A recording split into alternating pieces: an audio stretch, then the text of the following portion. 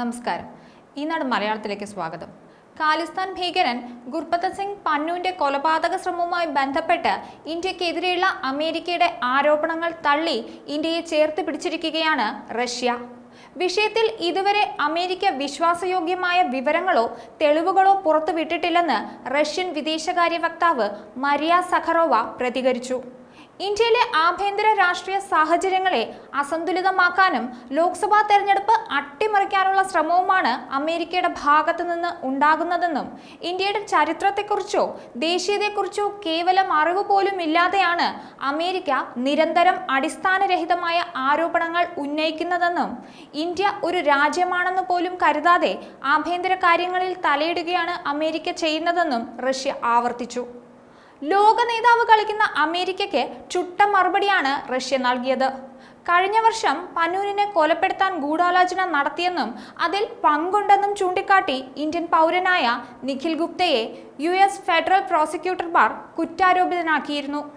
ഖാലിസ്ഥാൻ ഭീകരനായ പന്നൂരിനെ കൊലപ്പെടുത്താൻ ഇന്ത്യൻ ഉദ്യോഗസ്ഥനൊപ്പം ചേർന്ന് പദ്ധതി തയ്യാറാക്കിയെന്നായിരുന്നു ആരോപണം.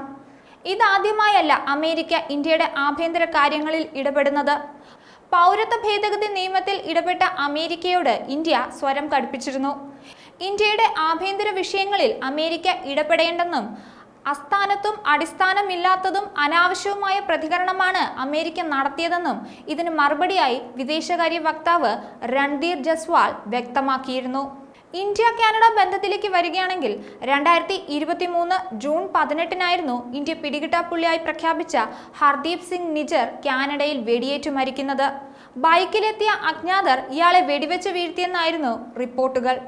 കൊലപാതകത്തിന് പിന്നിൽ ഇന്ത്യൻ സർക്കാർ ഏജന്റുമാർക്ക് പങ്കുണ്ടെന്ന ആരോപണം കനേഡിയൻ സുരക്ഷാ ഏജൻസികൾ അന്വേഷിക്കുന്നതായാണ് കനേഡിയൻ പ്രധാനമന്ത്രി ജസ്റ്റിൻ ട്രൂഡോ പാർലമെന്റിൽ പറഞ്ഞത്. ഇതിനുശേഷമാണ് ഇന്ത്യ കാനഡ ബന്ധം മോശമായത്. തുടർന്ന് മുതിർന്ന ഇന്ത്യൻ നയതന്ത്ര ഉദ്യോഗസ്ഥനെ കാനഡ പുറത്താക്കി. ഈ നടപടിക്ക് തിരിച്ചടിയായി ഇന്ത്യ ഉന്നത കനേഡിയൻ നയതന്ത്രജ്ഞനെ വിളിച്ചു വരുത്തുകയും 5 ദിവസത്തിനകം രാജ്യം വിടണമെന്ന് ആവശ്യപ്പെടുകയും ചെയ്തു. കനേഡിയൻ ഹൈക്കമ്മീഷണർ കാമറൂൺ മക്കയെ വിളിച്ചു വരുത്തി ഇന്ത്യ പ്രതിഷേധം അറിയിക്കുകയും ചെയ്തിരുന്നു. ഇതോടെയാണ് കാര്യങ്ങൾ കൂടുതൽ വഷളായത്. ഖാലിസ്ഥാൻ പ്രശ്നങ്ങൾ കാലാകാലങ്ങളായുള്ളതാണെങ്കിലും കനേഡിയൻ സർക്കാർ അവരെ നിയന്ത്രിച്ചു പോന്നിരുന്നു. എന്നാൽ ഇപ്പോൾ ജസ്റ്റിൻ ട്രൂഡോയുടെ സർക്കാരിന് നേരിയ പ്രാതിനിധ്യം മാത്രമാണുള്ളത്.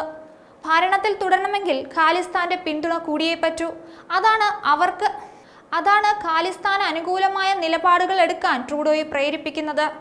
ഇന്ത്യ കാനഡ വ്യാപാര ബന്ധത്തിന്റെ കാര്യത്തിലേക്ക് വരികയാണെങ്കിൽ 2022 കാനഡയുടെ ഏറ്റവും വലിയ 9ാമത്തെ വ്യാപാര പങ്കാളിയായിരുന്നു ഇന്ത്യ.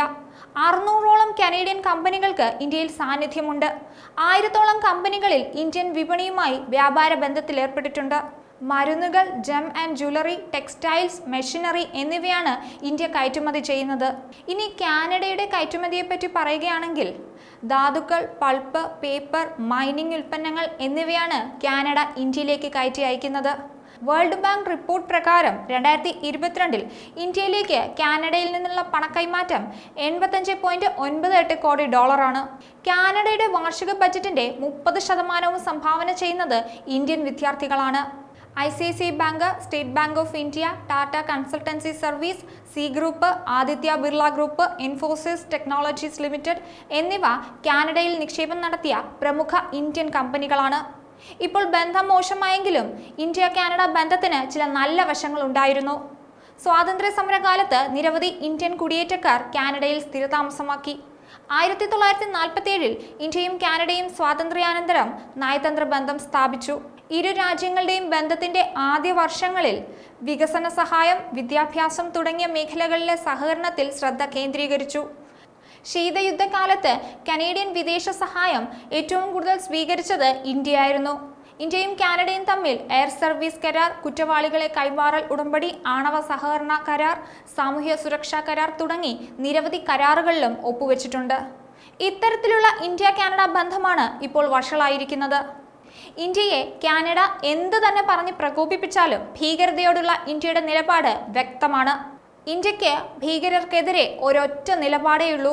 അത് ഭീകരത തുടച്ചു നീക്കുക എന്നതാണ്. ഭീകരതയോട് ഇന്ത്യ ഒരിക്കലും സന്ധി ചെയ്യില്ല. ന്യൂസ് ഡെസ്ക് ഈനാട് മലയാളം.